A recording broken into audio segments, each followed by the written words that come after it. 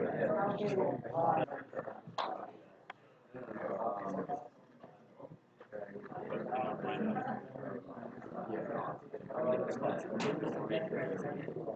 let's get started, please.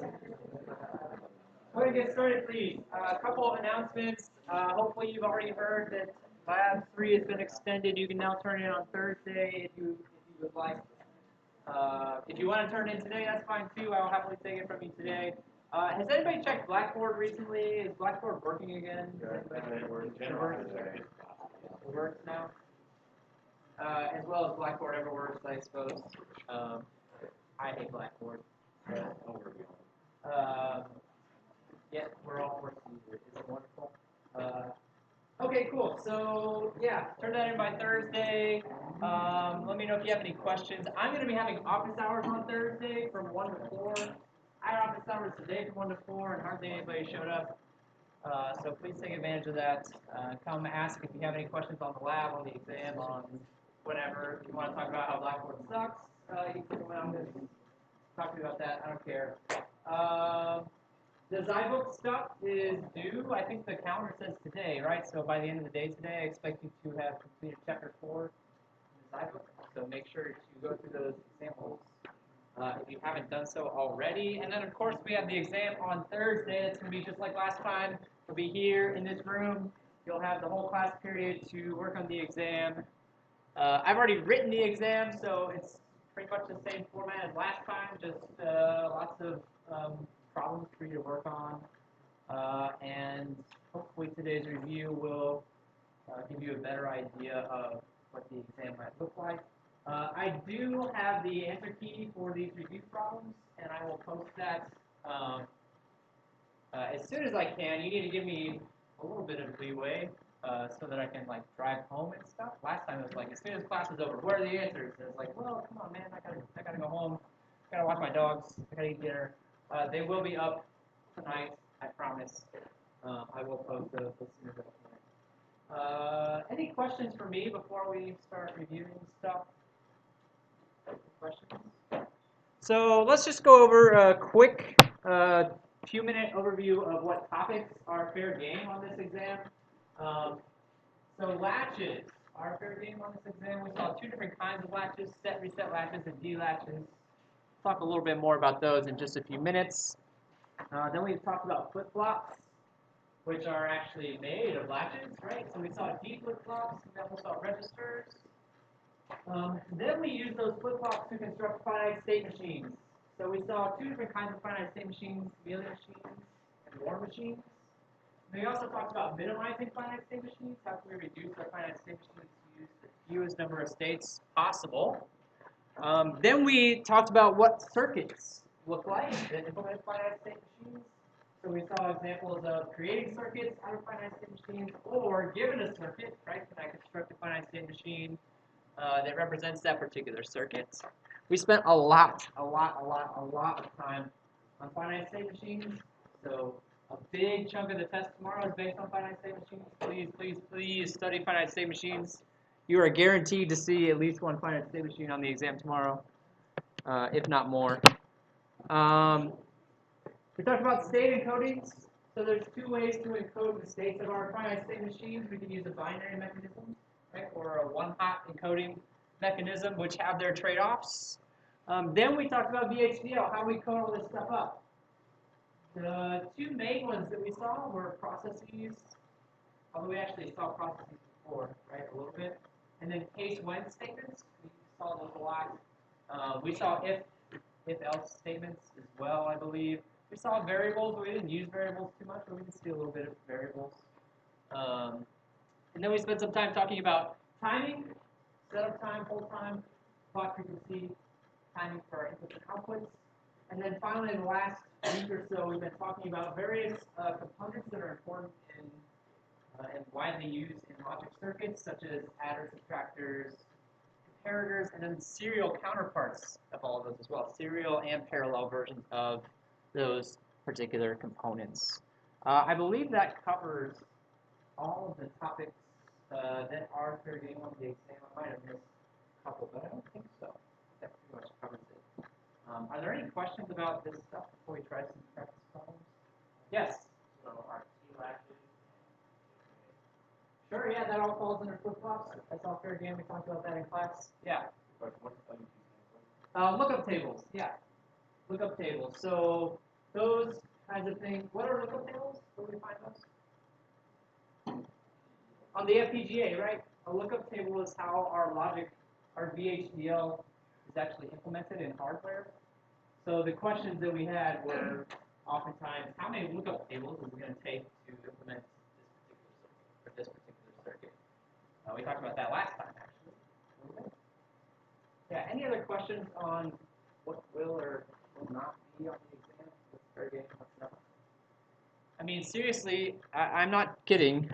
If you understand finite state machines, if you understand these categories, and the encoding stuff with finite state machines, VHDL for finite state machines, you're going to do just fine on this exam. That is a very, very large portion of the exam is finite state machine stuff. So if you're running out of time and you have to pick one thing to study and study well, I would study the crap out of finite state machines. Those are going to be on the exam a lot. Okay, cool. Unless there are any other questions, then let's try some review problems. Let's do a couple quick and easy ones first. These shouldn't take too long at all. So who can tell me the difference between a synchronous circuit and a combinational circuit?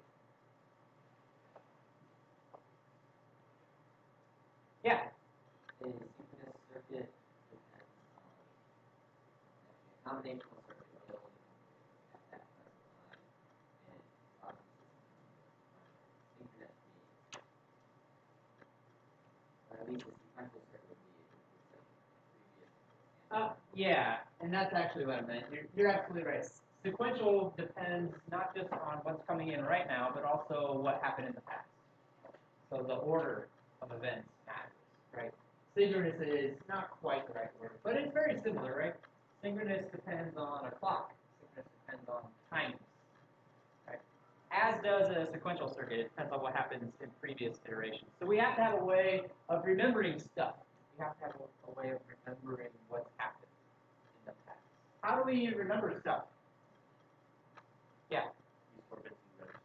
We use registers and flip-flops, exactly. Cool. So in order to start storing stuff, we first talk about latches. How does an SR latch differ from a D latch? What's the biggest difference between the two? Yeah, go ahead. Right. So D latch cannot be metastable, and SR latch can. What does it mean for something to be metastable? Yeah. The output oscillates between 0 and 1. Right, so we don't know what the output is. We can't tell. An SR latch has a state that's just marked do not enter, right? Don't use this state, it's bad, it leads to metastability. A D latch says, well, I'm going to prevent that from ever happening by just getting rid of that condition entirely. Okay, so then what's the difference between a D latch and a D flip-flop? Yeah. D latch will store your input whenever the signal is high. The store signal is high, and a D flip-flop will only do that when it's a rising edge. Yep, exactly right. So a D latch, anytime our enable signal is high, a D latch will read in a value. With a D flip-flop, it only does it on the rising edge. Why is that important? Why does that matter so much? Why do we even bother? What's the big deal? Yeah, go ahead.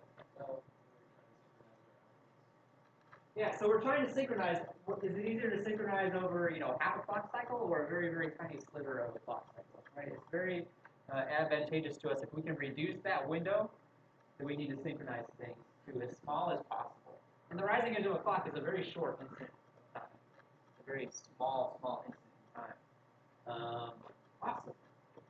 What exactly is a register? Yeah. It's a D flip-flop. Yeah, I would accept that, sure. Any a little more information? Yeah. It's a collection of D flip-flops. It's one or more D flip-flops. Yeah. So a register, actually, one D flip-flop, I suppose you could call a one-bit register if you really wanted to. I don't think anybody ever does call it that, but you could. Register, I typically think of as two or more D flip-flops. Used to store multiple bit words as a single group, as a single unit. Exactly. Cool. What are the steps for developing a finite state machine?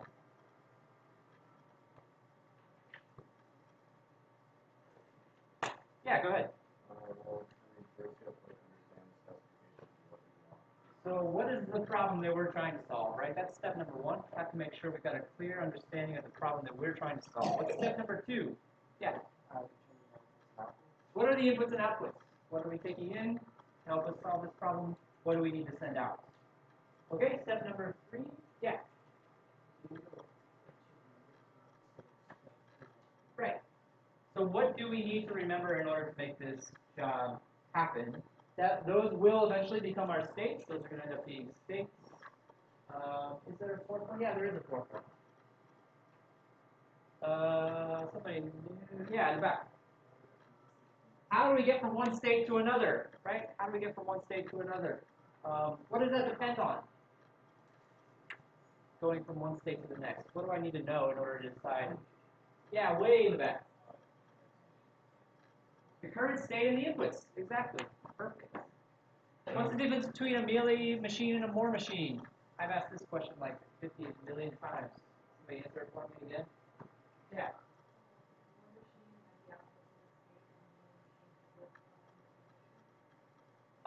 Yes. So that is correct. Moore machine has the outputs on the state. Mealy machine has it on the transitions, which implies, right, in a Moore machine that the output depends only on where we are. In a Mealy machine, the output depends on where we are and what the inputs are as well, since that's what a transition is. Depends on where we are, what state we're in, as well as inputs. Good. Excellent. All right. Next up, I think I actually asked you to construct a finite state machine. I'm going to turn you loose on this one in just a second. I do actually, I think, want to do this first question, maybe the first two actually together as a group, so that we're all on the same page and we don't end up with 100 different finite state machines here, which is very much possible. So let's talk about what the inputs and outputs of this particular scenario should be. I'm going to try again and guide us in a particular direction, just so that we're all working on the same problem here. So I have a computer, right? I didn't spot you the states. The computer can be off, it can be running, it can be in power save mode. Think of power save as like your screensaver's on, right? Or it could be asleep. Think of sleep as being like, yeah, close the lid of my laptop, right? So think about those different modes. So what are the possible inputs? I'm going to be transitioning from those particular states. What are my possible inputs? I have three. I have three in mind that I'm looking for specifically. Anybody think what those might be? Or at least one of those? Yeah. One we can power on. The on-off switch, right? So that's going to be one that we need. Let me start writing this down. On-off is going to be one. What's another one? Yeah. Whether the computer's closed or open. Whether the computer is closed or open. That is something that we need to think. So maybe I worded the sleep state a little bit poorly earlier. You can also enter the sleep state, for example, if my screensaver is on for a really long time, eventually it'll just go to sleep anyway, right? So, and we want to take into account all computers here, not just laptops. So my desktop can go to sleep as well. Yeah. We just do number of minutes since last activity.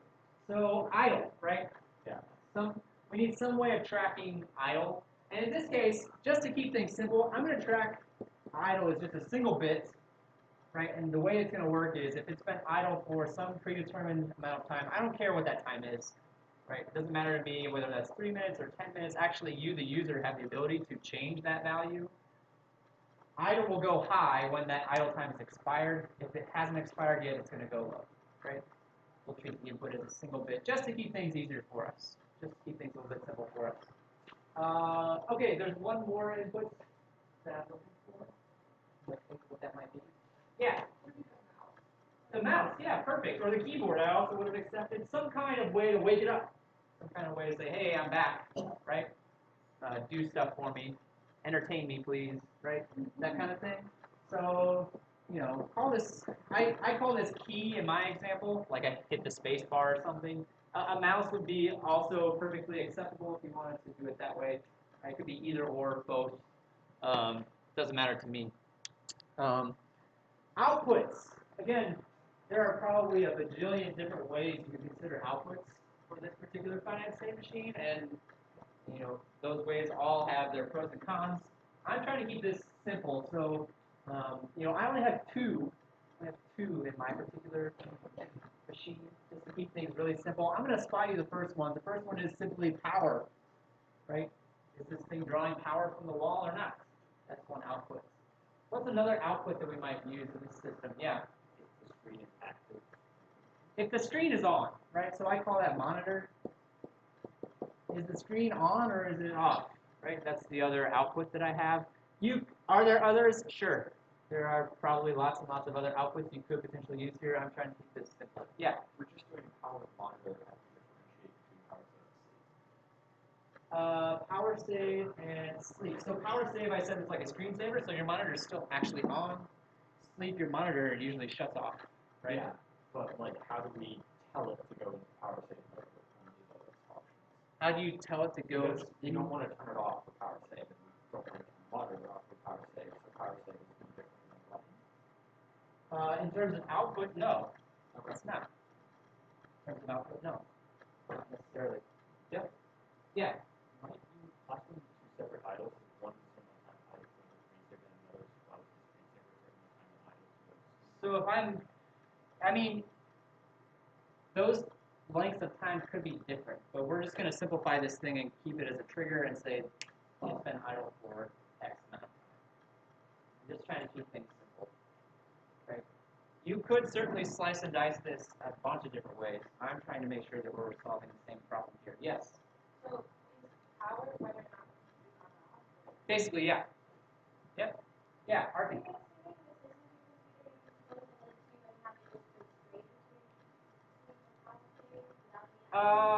That's a good question. I suppose you could sketch it either way. My answer actually assumes that it's probably more along the lines of a desktop computer where you can't just close the lid and put it in the sleep right away. But if you wanted to code it up a different way, it would not be wrong. Sure. Yeah, so I'm trying to make this not open-ended, which, as you can see, is a little bit difficult to make this not open-ended. But hopefully I've restricted us at least somewhat using these inputs and outputs. So now I'm going to turn to you, Luz, unless there are any questions. I want you to come up with a finite state machine for this thing. Take a few minutes, right? Take a few minutes, and then we'll put one up on the board. Yeah. I'm sorry? That's up to you. I use more in my example. I think you can do it either way.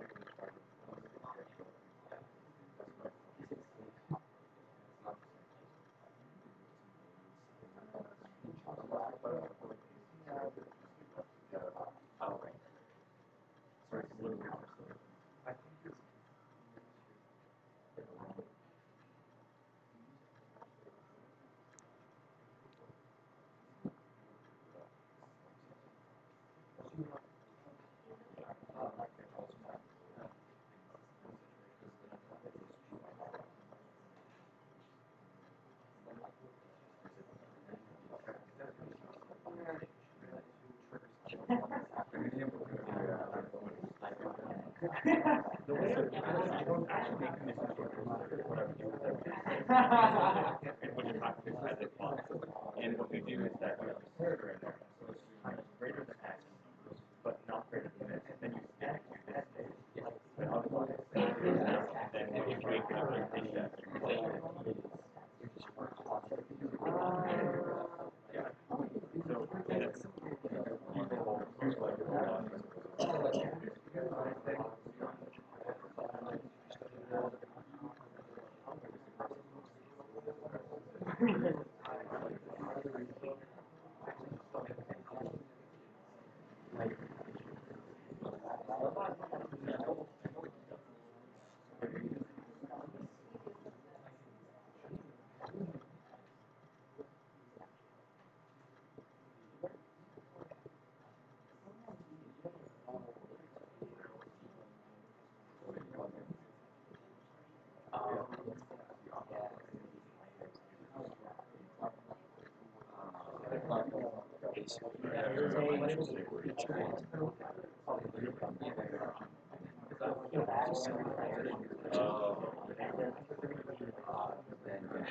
Yeah, I need to like. yeah, that's what I'm doing. I don't like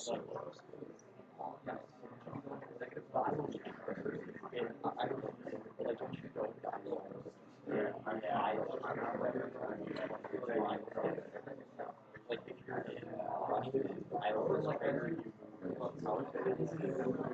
and then if I were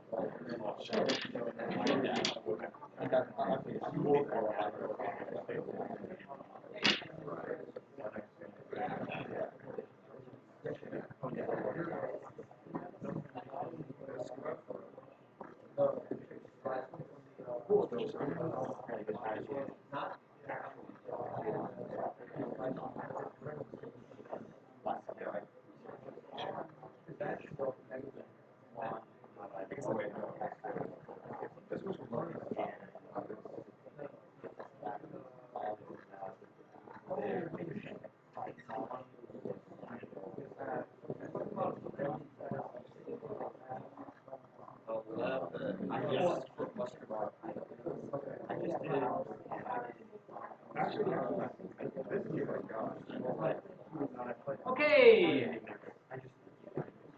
let's see if we can piece this together.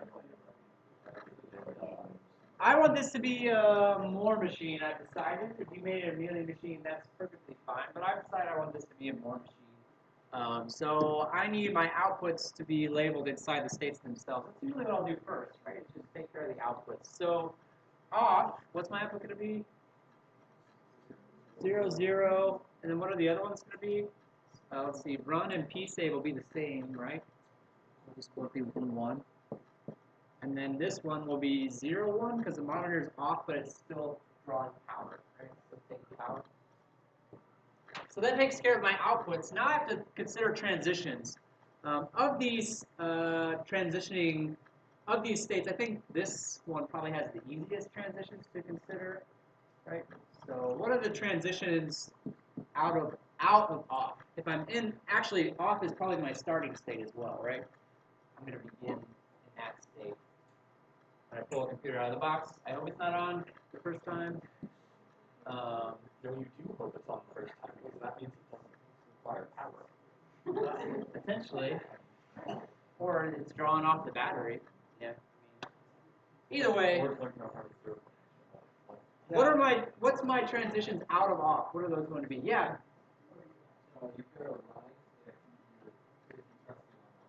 If I press the on-off, I'm going to go to the run state. Right? What about the other inputs? I don't care.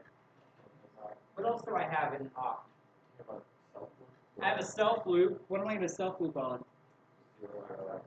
0xx. So if the power button is not on, then I think that's the easiest one to deal with transition-wise, right? Okay, which state do you guys want to tackle next? Maybe let's do running, I guess, since we just transitioned over there. So let's take a look at running next. What are my transitions out of the run state? Yeah. Okay, cool. If the on-off button becomes false, I treat this as a press, right? So I push the on-off button. I understand what you're saying. I treat it as am I pushing the button, right? Like on the FPGA, when I push the button, the signal goes high. When I let go of the button, the signal goes low. That's kind of how I was treating that signal. But I understand what you're getting at. Yeah, it's a little nitpicky. I understand what you're saying. So yeah, if the power gets triggered again, then I go to the off state. That's fine, right? Then what are my other transitions here from running?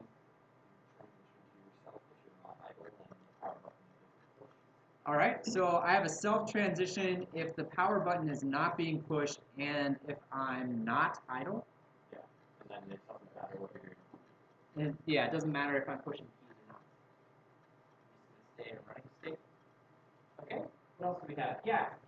You could also have a self loop for if you are pushing a key but are also somehow idle. If I'm not pushing a So if you are pushing, if I am pushing a key, but I am somehow idle. Oh, I see what you're saying. So what? Yeah. So the question is, what do we do on this state? This says that I'm idle, but this also says that I'm pushing a key. That's kind of a contradiction. And that's kind of a contradiction to get here. So we could stick a dead state out here and just send all weird combinations over there. That is one possible solution. I actually don't like that solution because this indicates what? This indicates a crash, right? This indicates your computer crashes. I hate it when that happens.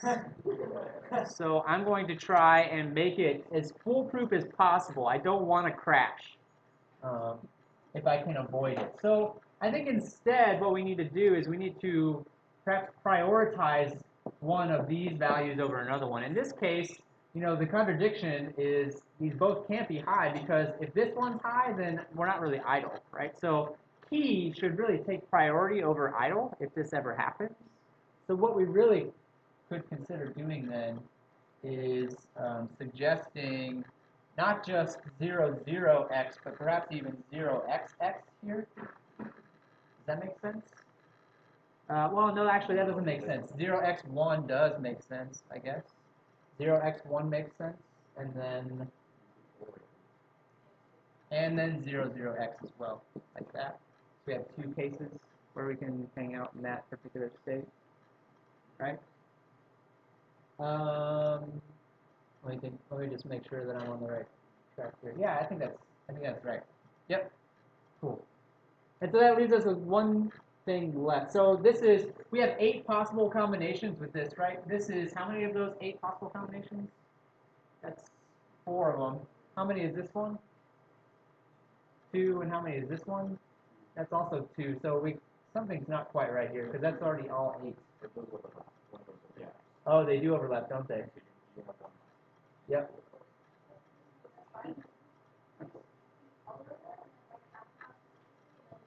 Sure, yeah. I mean, we could do, well, that's not quite right, though, is it?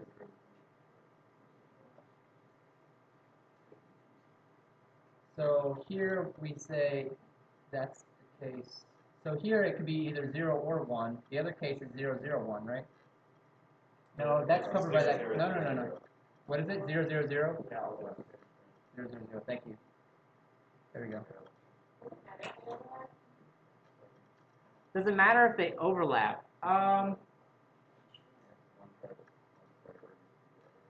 So really, we don't want to have 2 transitions on the same inputs. However, in this case, it's not that bad because we're transitioning to the same place. right? If we ever have two transitions on the same input to two different places, then we're in big trouble. So if they're overlapping and they're going in two different directions, that's really bad. If they're overlapping and they're going to the same place, we can live with it, right? We can make that work. Okay, so if It was 0, 0, x, yes. And I'm actually trying to remember what I did on the answer key. I don't remember right now. I'll have to check that in a little bit and see what I did. But yeah, so we have 4 outputs here, right? We've got another 3 in this particular case. That gives us 1 left that we need to worry about. And where's that transition going to go? The power save. So that last transition is 0, 1, 0, right? I'm idle, but I'm not pushing a key. And I think that does it for this state. So let's do power save next, I guess, since we're here, right? What's power save going to look like? Yeah. Press your on-off button.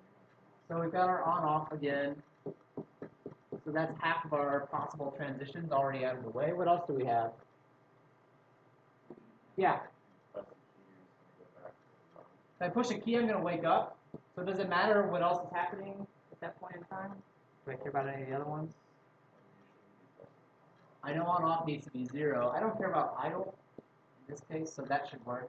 0, x, 1. I don't care what the idle signal is. If I'm pushing a key, I'm going to go back to the run state. Okay, what else do we have?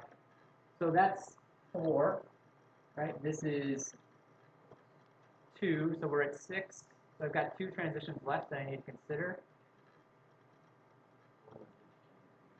One of them is, what one again? With the idle and key. So that's actually taken care of by this one.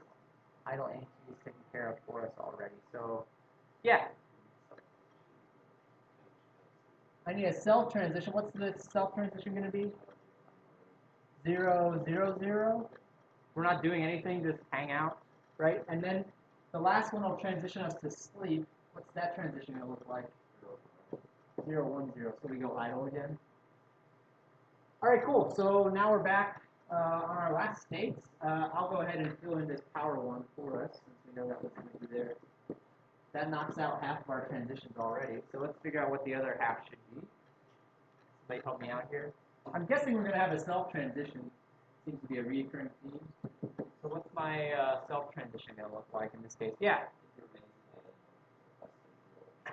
So we'll say 0, 1, 0, but also 0, 0, 0 as well would keep me here too. So I can actually say 0, x 0, just to simplify things a little bit. Now, I don't care if it goes idle or not. Like, we're as idle as it gets. We're asleep. Right? We can't be any idler. Is that a word? I don't know. So that's 6. We've got 4 here and 2 here, so we've got 6 transitions total. That means we've got 2 left to consider. So that's 1. 0x1 will take me back to run. So 0x1. So what is this saying? This is saying I push a key. I don't care what the idle signal is doing. Right? It doesn't matter to me. If I push a key, I'm going to go back to the run state. Right? So we're here. So I think we're done. Does anybody have any issues? Anybody have any questions? Yeah. So the reason I will input here is still looking at idle and super idle. So it becomes 1, you go to power save, then it saves 0, like it plugs this a little bit, and then it goes up to 0, and then it comes down again. Yeah, I think of it like a timer, right? When I turn the computer on, that timer starts running. As long as I don't push any keys, right? As soon as I stop interacting with the computer, that timer starts running. And when that timer goes off, the idle signal goes high. And so it, boom, right? And then that timer starts running again. And then as soon as that timer expires the second time, the idle signal goes off, and then I transfer over to the next one. That's kind of how I envision that signal. Right? Or what we have right now is time signal goes high again. Yeah, so it needs to go high twice, right, in order to get from run to sleep. So it's going to go. But that timer is going to reset in between. Our state machine doesn't really capture that fact. That's not really what the state machine cares about. The state machine doesn't care that there's actually 2 gaps of time in between. All it's saying is, let me know when it's over, and I'll do my thing. Right? We're not tracking the time itself. That's a different state machine. We'll talk about after this. Yeah. So why is thank you. I got it backwards. You're absolutely right. It should be 1, 0. Thank you. Flip them. Any other questions on this guy? Yes. Why do we need to transition back and forth? Like, for example, in the off state, when we have power of 1, we can go back to 1. Otherwise, it's just going to stay in the same state. Why do we need to explicitly like move that? So if so for every state, right, I've got 8 possible combinations of my inputs, 8 of them, right? And so this one XX covers 4. The question is, what do I do on the other 4? What do I do on those other 4 inputs? If I leave this off, then that implies something, right? What does that imply? If I leave this transition off and I see the power button is left off, what does that imply in my finite state machine? I'm sorry? It does not. It does not imply something. What does it imply? Yeah. It does not imply that that transition never occurs, but we're getting closer. Closer. Yeah. It implies that we're going off into no man's land, right? It implies a crash. It implies that something went wrong. If I don't see a transition explicitly covered from a particular state, that implies that it's a bad transition, that it's wrong, that it's a crash. So by including these self-transitions, we're saying these are actually okay, right? These aren't going to crash anything. They're just going to keep us in our current state. Yeah? We do that. So if we have to transfer, if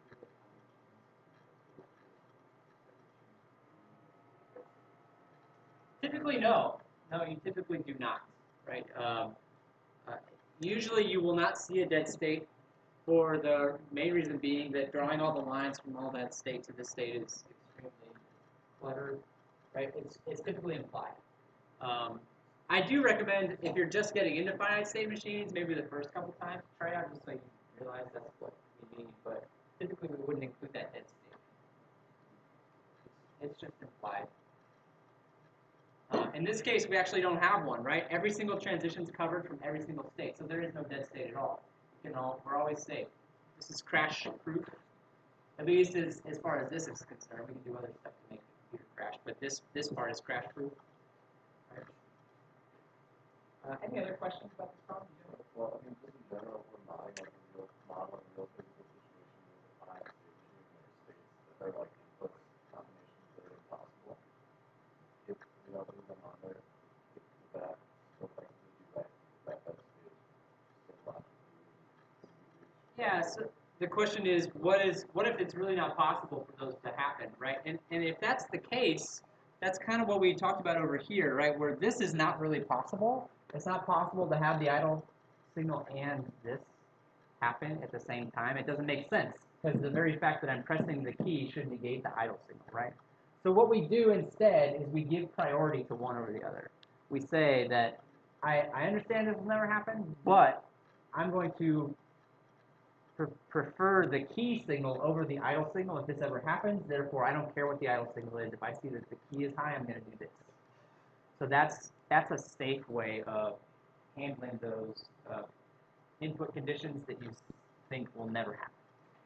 And if they truly never happen, then we're good, right? I mean, then it's not a problem. Think about it another way.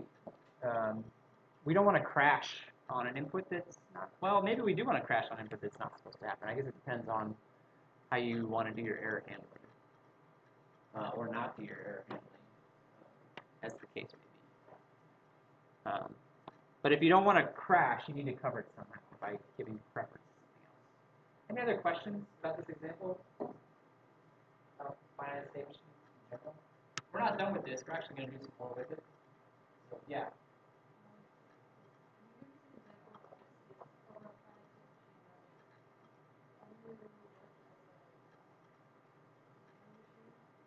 It would only really work as a mealing machine.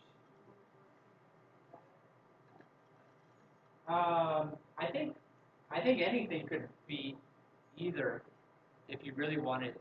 So I don't know that there's ever a time that you could only express something as a mealing machine or only express something as a Moore machine. But your second question it would be better as a melee machine or a Moore machine, I think perhaps could happen.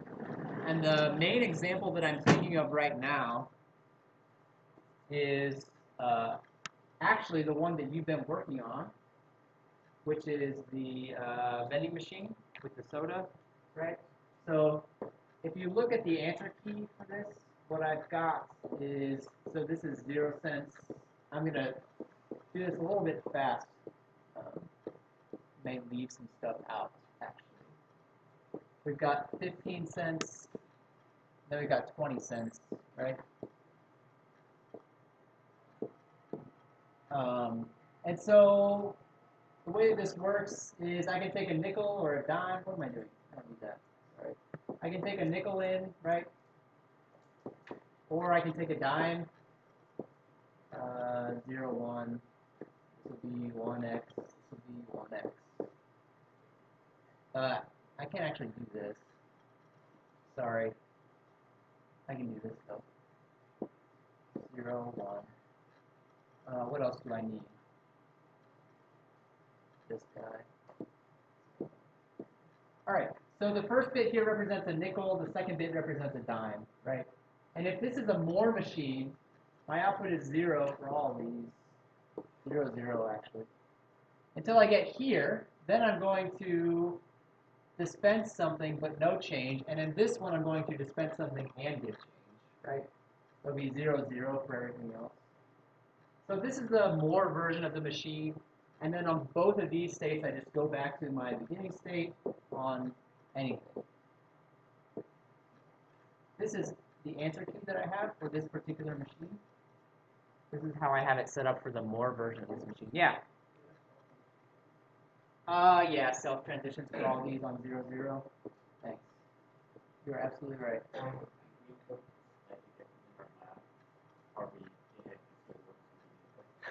This is not the only way to do this problem. There's almost never one way to do the problem. Yeah. The XX on the transitions back to the initial state implied consumes input, correct? So It does, yeah.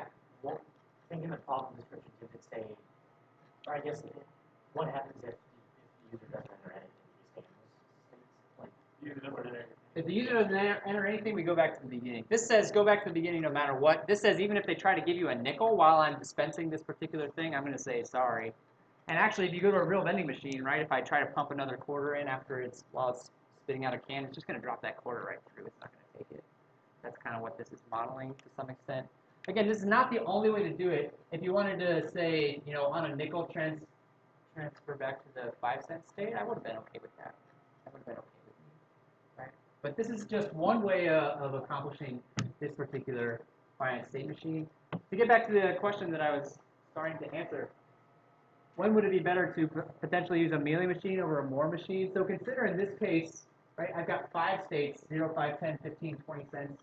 This is a Moore machine. If I have a melee machine, I think I can get rid of at least 1 state, maybe 2. I think I can get rid of 2 states actually, if I use a melee machine. You see how I can do that? So I can get rid of this 15-cent state and this 20-cent state if I use a melee machine instead of a Moore machine. So let me just do it. Let me just get rid of these 2 states. I'm saying I don't need them anymore.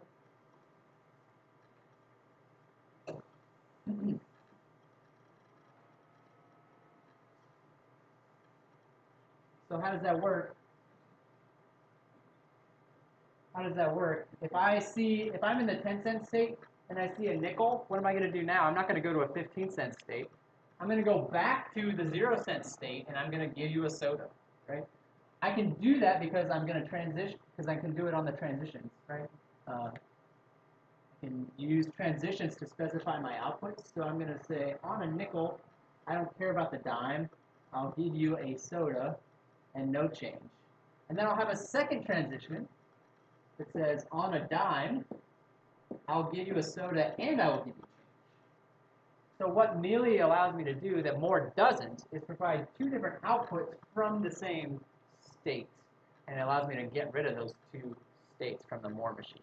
So in this case, I think a melee machine is a bit more efficient. But as you just saw, we can solve this problem using either one. I don't think it's ever a matter of I can't use a more machine here. It's more a matter of this is a bit more efficient. Yeah. Is there a reason why you're using 1x for inserting and 0 inserting nickel, like using x equals to 0 in that instance? So we're running into the same problem here that we ran into here. What happens if I somehow shove a nickel and a dime in there at the same time? You're looking at me like you can't do that, you dummy. And you're right. You're right. I can't do that, but I still need to account for all of my possible conditions. I'm saying if for some fluke of a reason you ever see both nickel and dime being high, treat it like it's just a nickel. Pretend like the dime's not even there. Right?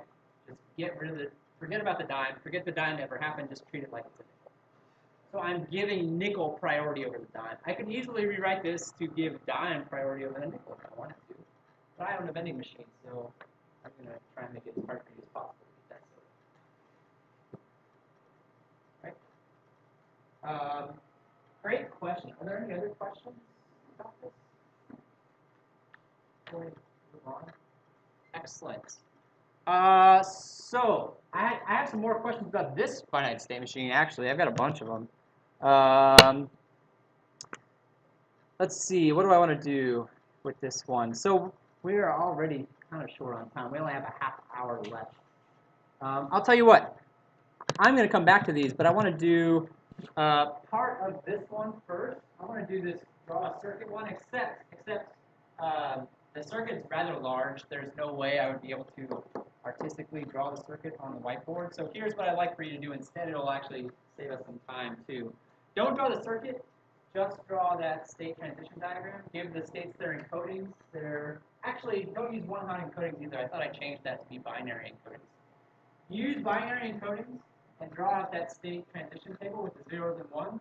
That's what we'll put on the board next. Take a few minutes and see if you can make that table, and then we'll do that in just a little bit.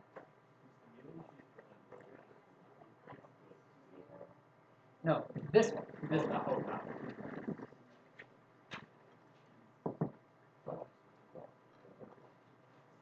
Yeah.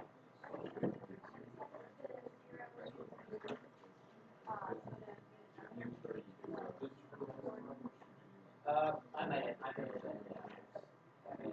I was getting a little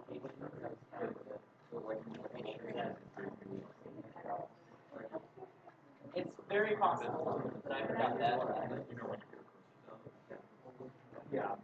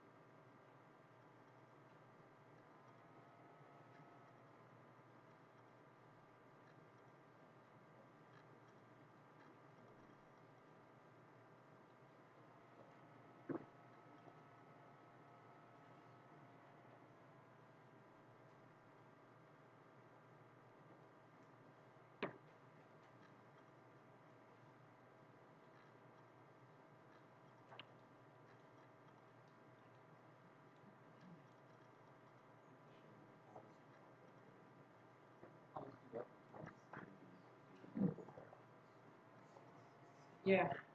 The, the outputs of the easy part of the circuit, the transitions are. I just read a circuit out today.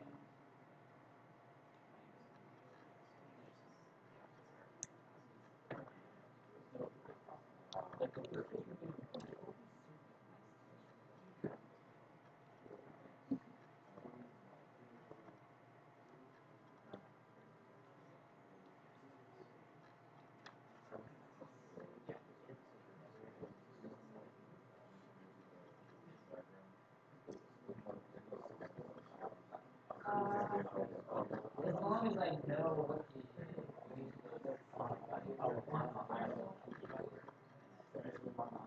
I asked you to use a particular encoding.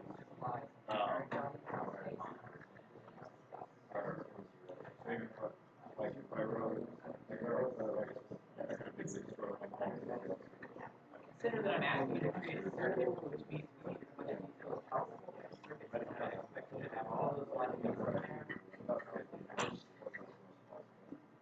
Yeah, you want to give it as much detail as possible. You want to break it down into small pieces.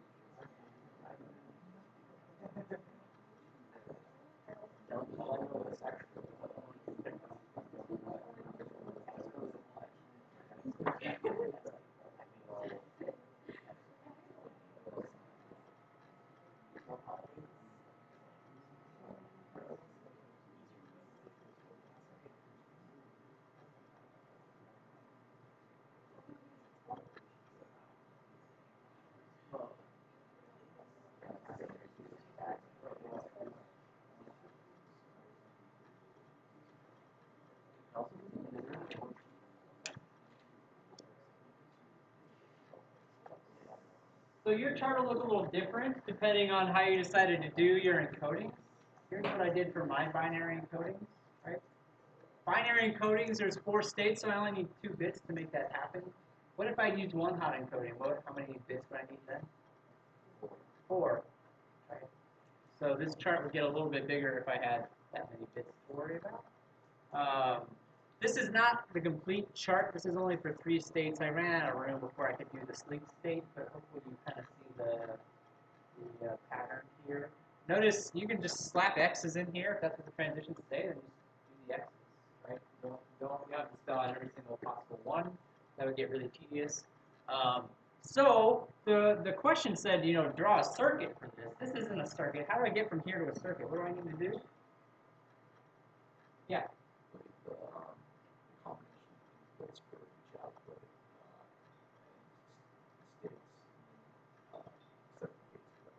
Right, so I need to start writing out logic equations. That's typically how I would do it. So I would look at my outputs, right?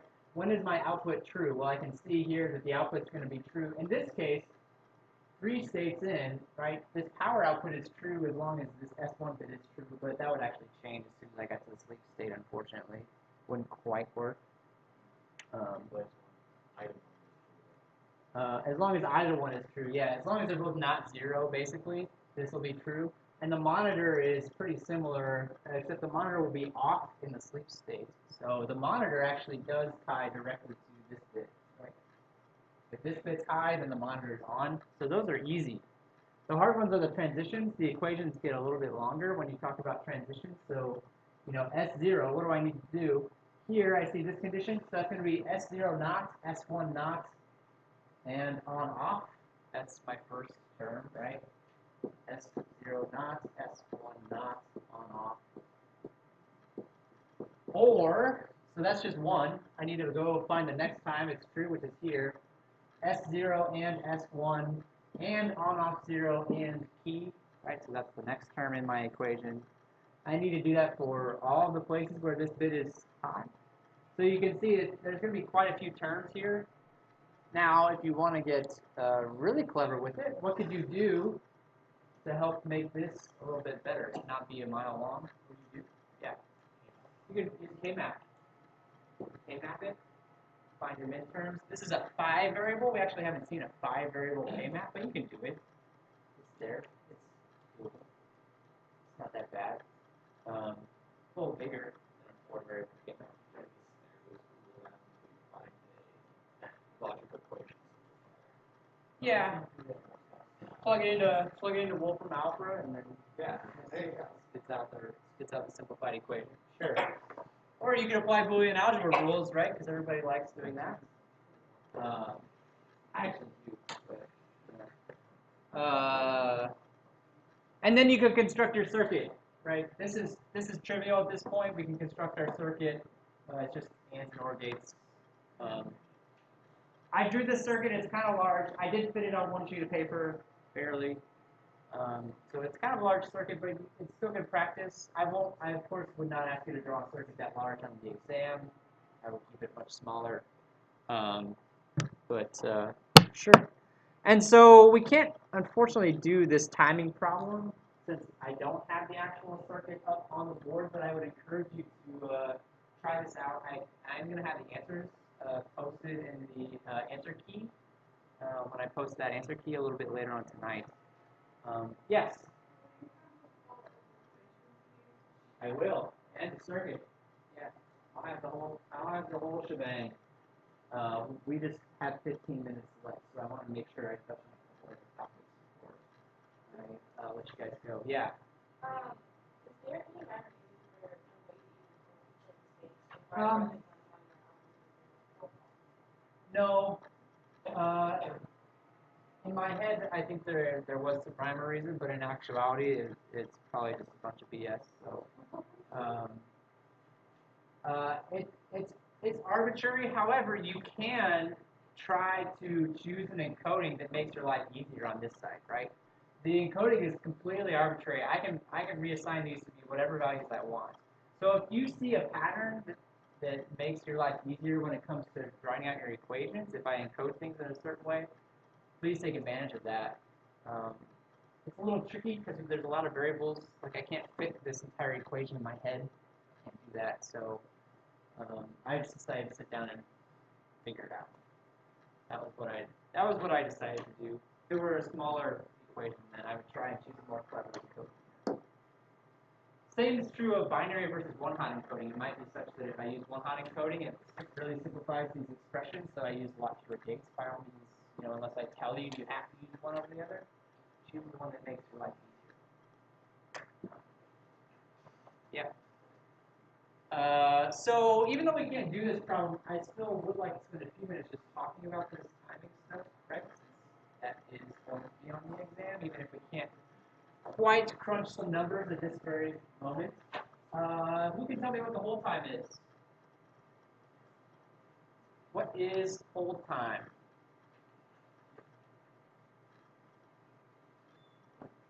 Yeah.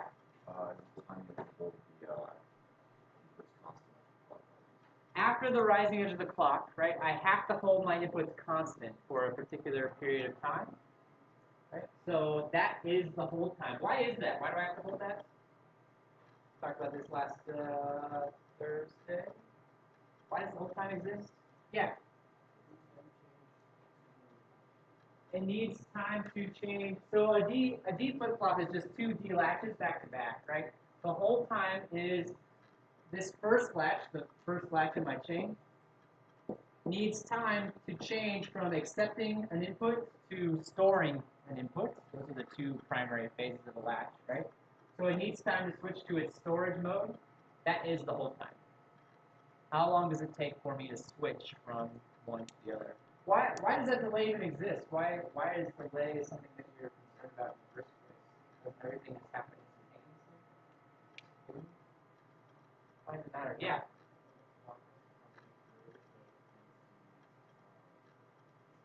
Right, so that's exactly right. The clock is really what causes the hold time. The clock has to propagate through and basically shut this flip-flop off, right? But why is propagation even a thing? Doesn't it just automatically? It's electricity, right? Electricity is fast, right?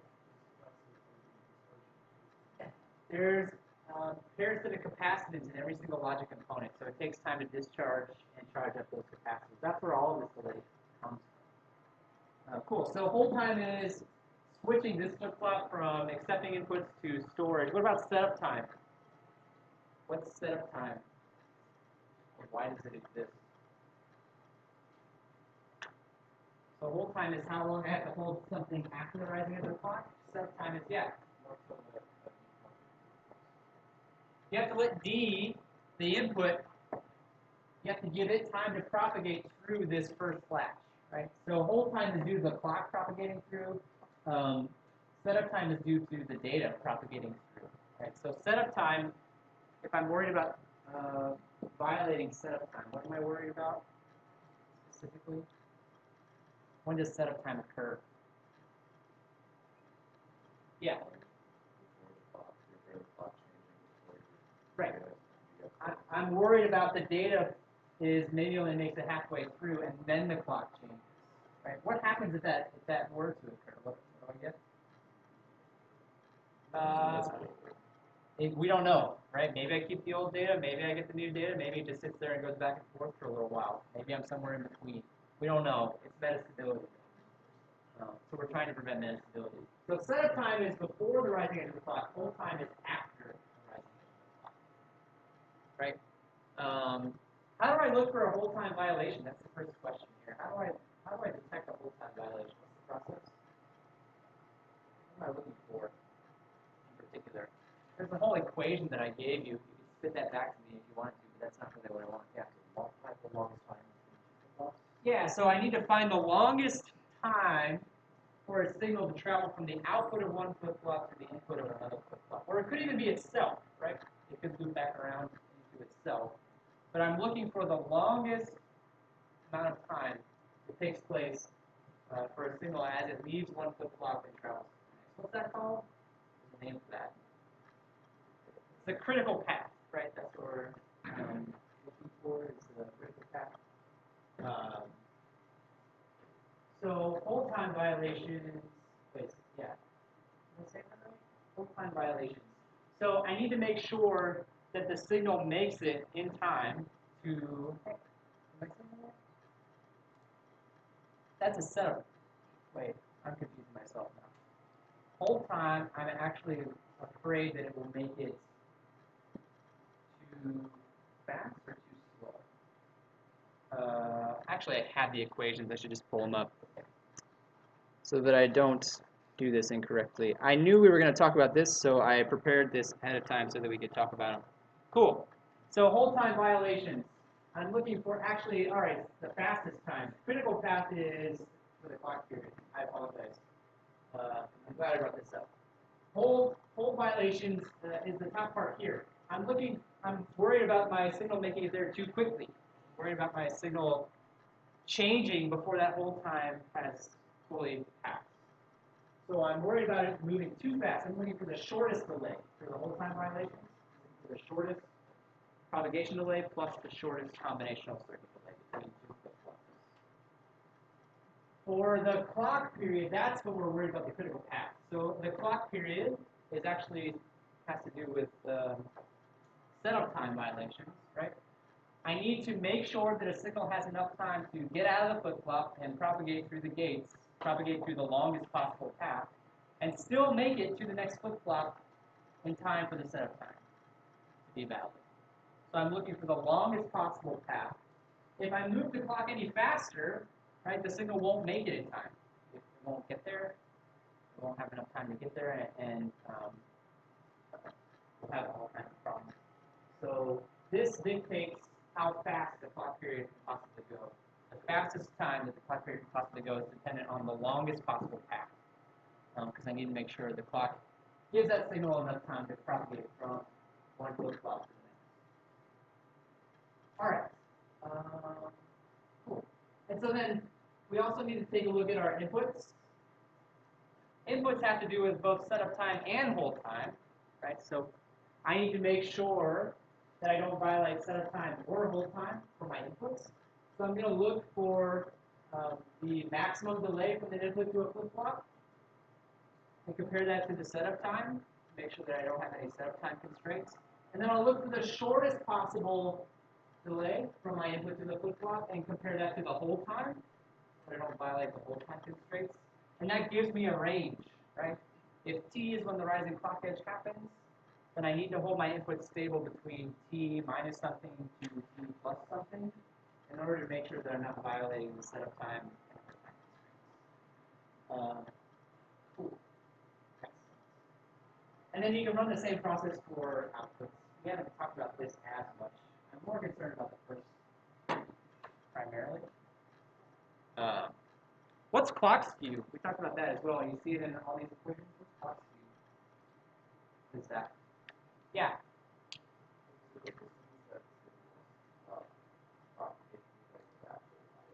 Right. So my flip-flops are all connected to clock, but the clock originates from over here, right? And I've got flip-flop, flip-flop.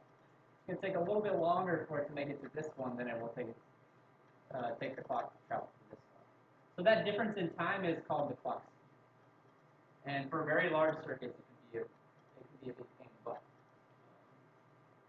So that's something to pay attention to as well. Cool. Any questions about timing stuff? So we still have some time left. Let's see. Is there anything that I haven't yet talked about that somebody is sitting here hoping that I would talk about today that you want me to cover, since we're kind of running out of time? Let me just make sure that I've covered what you guys want. Yeah.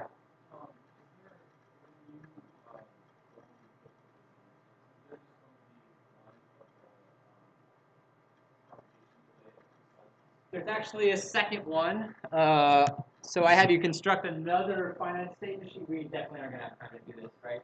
I have to construct another finite state machine and implement that circuit and then do the timing constraints on that one as well. So there'll be two. Plus, there were timing problems on the slides that we did back in class that we didn't get to. So if you're looking for more practice, you can take a look at those as well. I'm trying to think of where else you can find them. You'll have at least two here. There's a couple more on the old slides that we didn't get to that you practice. Honestly, any circuit that we've taken a look at that uses flip-flops, like your circuit for the last lab, for example, you can take a look at that one as well, right? And do the same thing and analyze the timing constraints. Yep. Could you go over like the basics for serial operations? Yeah, so let's talk about, since we are almost out of time, let's talk about serial versus parallel operations when it comes to arithmetic, right? What's the difference? What's the big deal? Why do we care about the difference between the two? Yeah.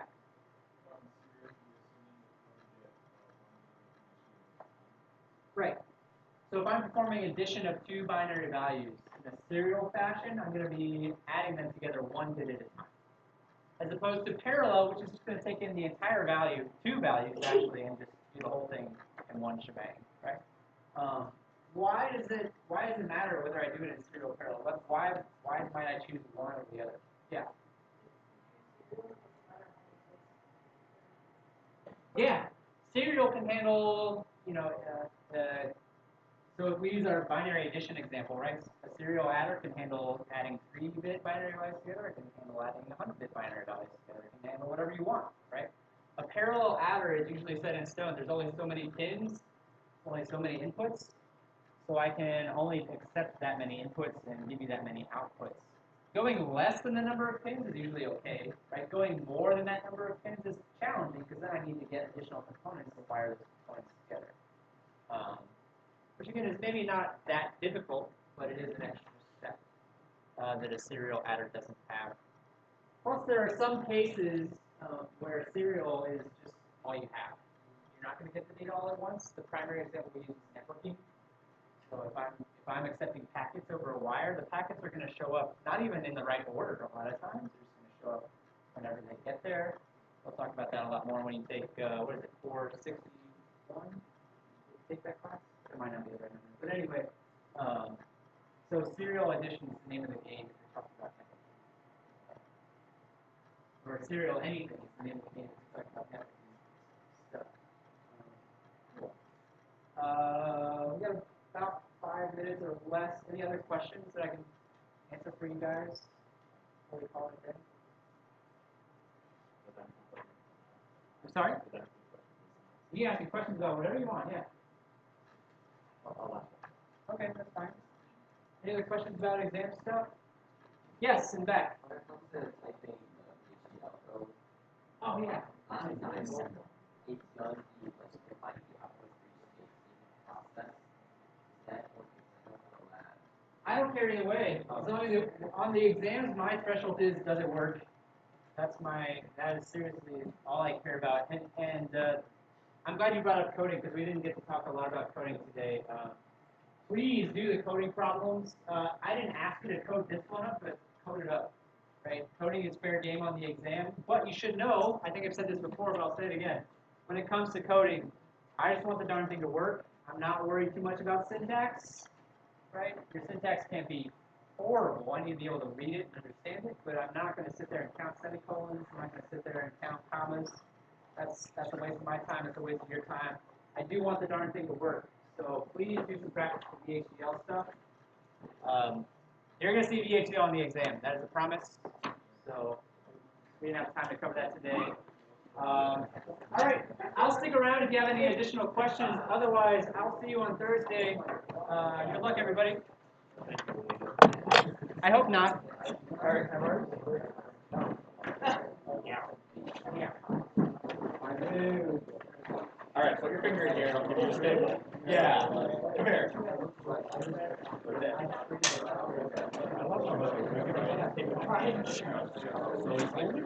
Not after the last. Yeah. Sorry, yeah. Sorry, yeah. Thanks. But then typically,